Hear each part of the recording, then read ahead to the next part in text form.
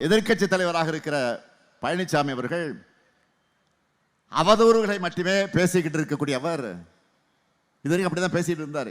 இப்போ திடீர்னு என்னோட மரணத்தை விரும்பி பேசி இருக்கிறார்.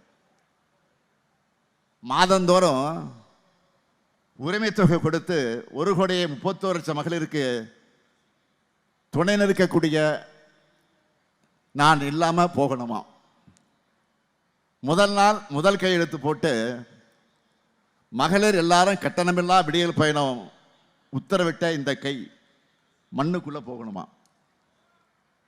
தமிழ்நாட்டு குழந்தைகள் எல்லாரும் நல்லா படிச்சு முன்னேறணும்னு காலை உணவு, புதுமை பெண், தமிழ் புதல்வன் இது போன்ற திட்டங்களை நிறைவேற்றி அவங்களுடைய வெற்றியை மனசார கொண்டாடுகிற நான் கொரோனாவில் போயிருக்கணுமா? யாருடைய ஆசை? பழனிசாமியுடைய ஆசை. பேசியிருக்காரு.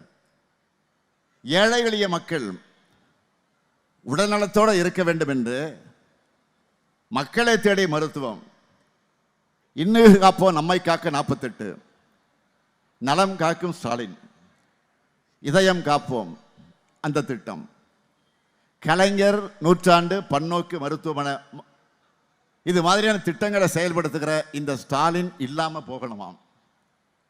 பழனிசாமி அவர்களே, இந்த உலகத்தில் மரணத்தை சந்திக்காத எந்த மனிதரும் இல்லை.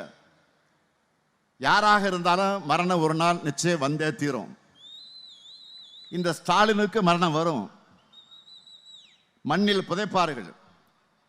ஆனால் சவால் விட்டு சொல்றேன், இந்த ஸ்டாலின் கொண்டு வந்திருக்கக்கூடிய திட்டங்களை மண்ணிலே புதைக்கிற துணிச்சல் ஒருத்தருக்கு வராது.